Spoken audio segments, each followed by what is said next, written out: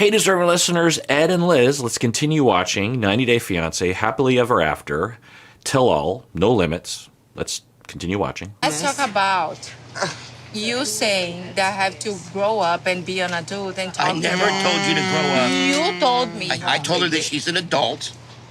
She knows she's an adult. And She's 27 needs years to be old. a strong woman. And a mom. And tell him. Yeah, and a mom, exactly. Tell him, look, man, don't come into my What house. about have my husband to support me? You need to wear the pants in the family. Why you always come after a woman, huh?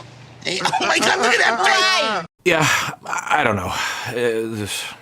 I don't know if they're told by production to get in the hot tub and have a fight. I would not be comfortable. This is my personal space preferences, but I think hot tubs are rated for a certain number of people given their relative girth, and there seems to be a lot of I guess when I was younger, anyway.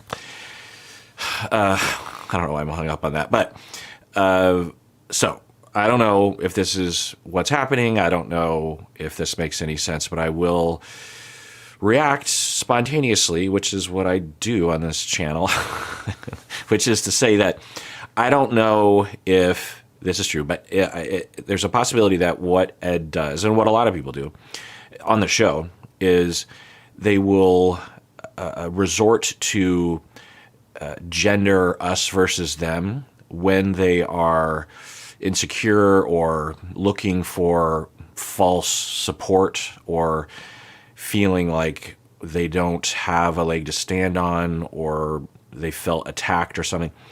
And Ed will do this, not usually during the season because maybe there's not an opportunity, but at the reunion, there's just a lot of talk about you don't know how to treat men a certain way, you don't know how to treat women a certain. Well, I guess Ed did do that, while the season was being shot. Like when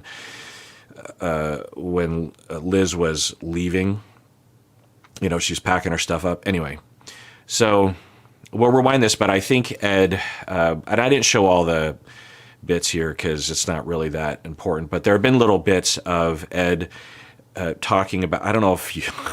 I feel like there's just so much going on in my mind.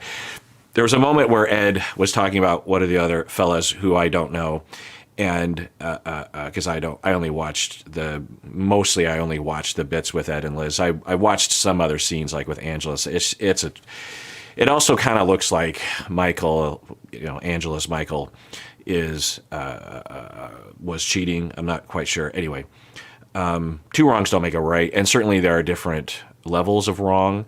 And Angela, if I had a partner and if I was either Angela or Michael, I would much rather be Angela, having been cheated on, than to be Michael and to be systematically abused and intimidated and dominated the way that she has done, physically assaulted. She's literally physically assaulted him on camera. God knows what's happening off camera. And there's also seems to be some kind of hint that Angela, I don't know, but the way that they're fighting, Angela, some of the data points that she brings forth have to do with fighting about Michael not doing the chores right. Like they're telling him what to do and they're keeping an eye on him. Like, oh, you didn't mop literally like he didn't mop the floor as good as he was supposed to. And, maybe it's, fair to say, hey, let's do 50% of the chores. I don't know if that was,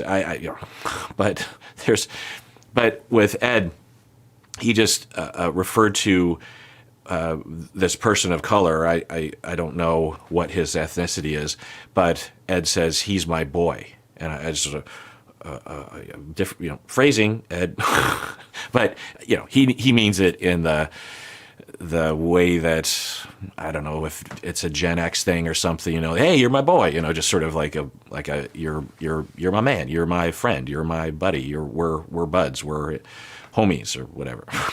But like, there's a lot of other words that might not get misunderstood. But anyway, one of the things that I think Ed is doing right now is he feels backed into a corner. There's a lot of emotions, you would imagine, having not seen your ex-fiancé in 6 months, and suddenly you are, and you're on camera, and you're in fights with each other and with the other cast members, jet lag or whatever, just a lot, alcohol. So with Ed, he's stressed out, and that's understandable, and he will take a shortcut for support, and what he will tap into, which I think a lot of cast members do, but I think he particularly does, and he's really good, and he should be, because he's been to so many of these reunions. He knows how to provoke other. I don't know if he's doing it on purpose. There's no way to know, but he certainly is effective at remaining verbally calm, and he does this with Liz, obviously, a lot more, but he'll say, if you just look at his demeanor, he looks like he's calm, but he knows how to prod the other person who isn't used to that kind of conflict or that kind of attacking, and they'll react, and adrenaline will start pumping, and they'll say things that might be a little questionable, or at least they'll seem unhinged. And then Ed could say, see, you're unhinged, you're immature. That's what he does to Liz. It's really, I've run into people like Ed, professionally, of course, but in my personal life as well. And I am not like Ed in this way. And I will be easily manipulated into freaking out because I didn't grow up with this kind of thing. I am not used to it. I have even some friends who have a streak of this in them that'll come out in conflict. And I've realized that I'm not used to having that kind of really, in my personal life anyway, that really just sort of in your face, confrontational speak. Some people are much more used to it. It's much more normalized. I almost always conclude that the person who's used to it, it's not just like a cultural difference. It's actually like a traumatic result. And they've learned to cope with it by being used to it, acclimating to it, and reminding themselves to stay calm. They're sort of practiced at appearing calm and provoking the other person to win the argument, anyway.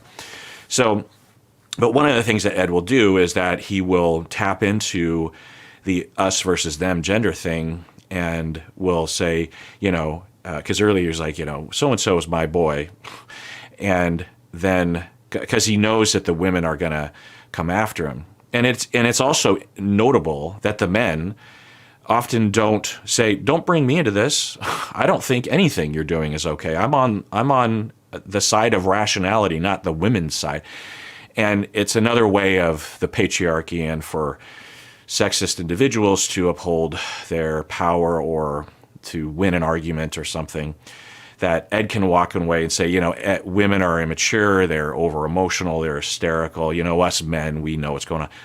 Let's rewind this. Why you always come after a woman, huh? Hey, oh my God, look at that face. What is, look, okay, God, Jesus. When I tried to defend her, you told me to grow up. I didn't say shit to you. You know what? You are fake, talking behind people's back and not say be fake. Did one of you motherfuckers come to my defense? Not one of you. You are motherfucker. So I think they edited that, but maybe not. And that's interesting. So he's saying, not one of you motherfuckers, I don't know why, what's going on there, came to my defense for what? What is there to defend, pal? And I don't think anyone, regardless of gender, came to your defense because there wasn't really anything to defend. What? Maybe with that other guy who was, Liz's new boyfriend or whatever, but I don't know. And why would they? Why would he think that they would come to his quote-unquote defense? Anyway, but this is a common refrain. Remember in the first season of Last Resort, in another maybe hot tubs just sort of provoke his betrayal trauma or something. And he, that last time in Last Resort in the hot tub, he was coming after Liz for not coming for his support, that whole thing with Angela and da-da-da. Anyway, so it's interesting. No, you didn't come to my support. So it's interesting that, again, so one of the things that we can use this as an educational moment is to notice that he looks calm, but he probably isn't. He's probably just as adrenaline, he has just as much adrenaline pumping in his blood as everybody else. But he's used to it, and he knows how to come across calm so that he isn't immature in his mind. In fact, there's a possibility that he was shamed. We know, very little about his childhood, and of course, even if we knew more, we wouldn't know for sure because it would just be attributing minor details that we've learned to behavior, which, who knows? People are more complex than that. But I wouldn't be surprised if he either witnessed in his parents, one person shaming the other for being too emotional and hysterical, or he had that happen to him, and he learned how to control and suppress, and he also had it modeled. Who knows? It's just hard to say. But we can use this as a educational moment for ourselves in our personal lives, because in all likelihood, you're not like the Eds. You might be like an Ed, but I think more people are not.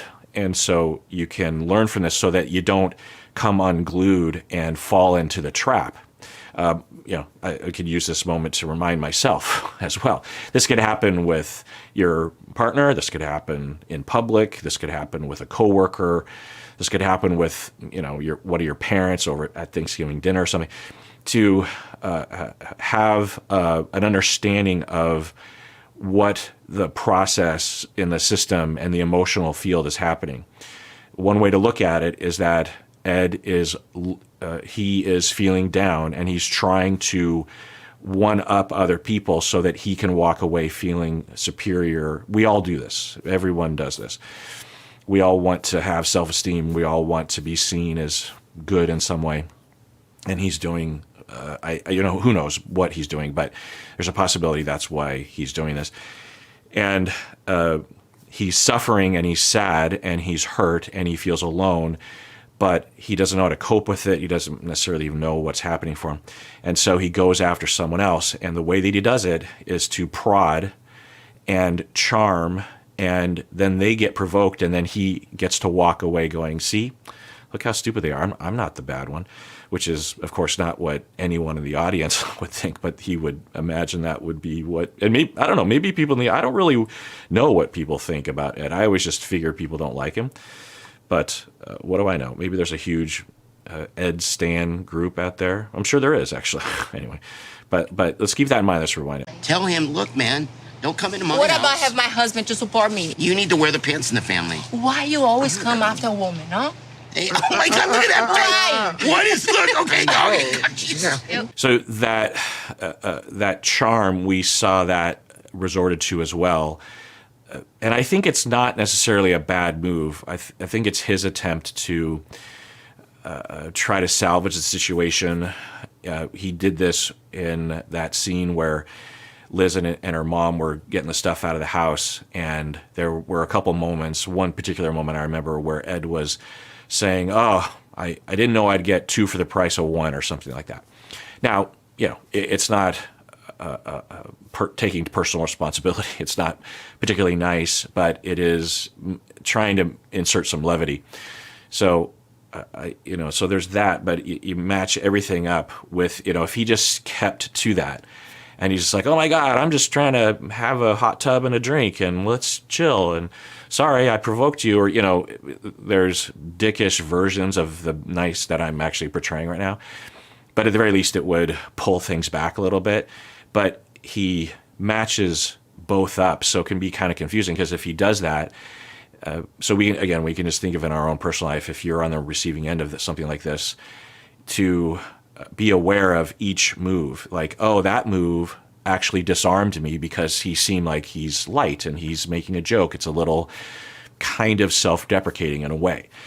And then I might start to trust and lean in. And then comes the right hook, and then I'm hurt, and then I'm angry. And so, let's watch that. Support me. You need to wear the pants in the family. Why you always come after a woman, huh? Hey, oh my God, look at that brain. What is, look, okay, Jesus. When I tried to defend her, you told me to grow up. I didn't say shit to you. You are fake, talking behind people's back and not say being fake. Did one of you motherfuckers come to my defense?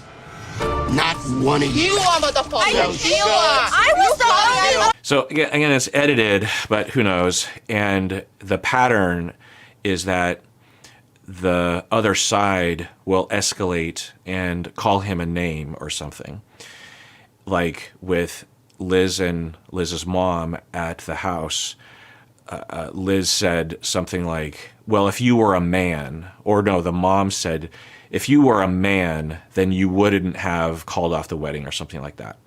And yeah, that's not cool. I'm sure a lot of people would say that Ed deserves to be told that or something, but there's so many other ways to communicate it. Like, well, Ed, if you were a thoughtful, caring person, or I don't know, I'm sure people would think, well, that's not really a good insult. It's not really a good zinger. Well, I don't know what kind of life you want to live, but that's not the way I want to live.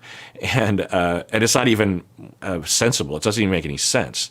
You're not a man. What does being a man have to do with anything? So the insult is heard, and Ed is, I think, sensitive to that insult. I think all people would be sensitive to an insult like that, but I think there's differing degrees. If someone insulted me that way, which I can't even imagine, that not because I'm such a man, but just because no one around me is like that. But if someone had done that, I would feel some kind of sting, which is like, what? Doesn't make any sense. But I would hope that I would at least consciously say, well, that's not really an insult. I don't even, for me to get upset about that insult would mean I would have to buy into the premise behind that insult, which I don't even, that's such a stupid, outdated, sexist mindset to have anyway. And I even remember feeling this way before I was there. It was like in high school, you know, there's a lot of talk about you're a pussy and, you know, you're a girl and that kind of talk. And I remember just not really understanding the landscape of feminism or something in the late 80s, but I had enough sense to think, well, how is that a bad thing? Are you saying that all women or something are what? What are you saying exactly? What's wrong with? I don't know. What's the problem here? If you called me like, I don't know, unethical or something, I don't know. Anyway, but so what he's doing is he is hurt, and he's being pretty pointed. It's pretty obvious that he's upset, but he's not like flying off the handle, and it's just provoking. And then I think her name's Thais. I remember watching the first season, and she's about to hit him. Talking behind people's back and not say it be fake. Did one of you motherfuckers come to my defense? Not one of you. You are motherfucker. You are. I was the only. You did not say shit to me. So they edited that, but she splashes him in the face. It's not okay. It's just water, but it's still, to some extent, putting hands on. And it's just not okay. Use your words. Walk away. Tell him that you think he's stupid or whatever. But getting physical, again, it's not like high, but we need lines and boundaries and understanding of like what trend we are setting when we do something like that. If you do something like that, then you're saying it's basically okay for him to do that back to you. And then what happens? You know, it's like when Soulja Boy, when I'm forgetting everyone's name. Soulja Boy and Tiff. No, it's on the tip of my tongue. The woman that he dated. Anyway, she splashed wine in his face that one time, and it's like, no, you know, like it's not hands on, but it's, you know, physical stuff. So anyway, but so she did it, and then her husband or partner said, well, so, and they cut that out, which I think it's a good thing that the partner was like, well, wait, you know, let's not take it that far. And then we see this little moment where I'm pretty sure her name's Thais, if I remember right. And she turns to him and she's like, what? He called me a motherfucker. So anyway, I just thought I'd point that out. But yeah, so you see the pattern, that charm, and then he's hurt, and I think he's legit hurt by the accusation, and he only knows to attack, and he knows what to do, which is to try to get underneath someone's skin by saying something that has some mild validity to it, like, you didn't come to my defense, and then he calls them a name, and then they escalate, and they, and then now he can walk away and say, she's just another immature woman because she splashed me in the face. I mean, that's so immature. I almost guarantee you that he's going to say that. And if the other side of this, if Thais, if I'm pretty sure that's what, if she were able to remain more differentiated and not splash him in the face or not stoop to his level, then he wouldn't be able to walk away with that sense of superiority. Be sweet. I have talked to you. I don't argue. And you still, and then you remember, 2 years ago you said this. I can't.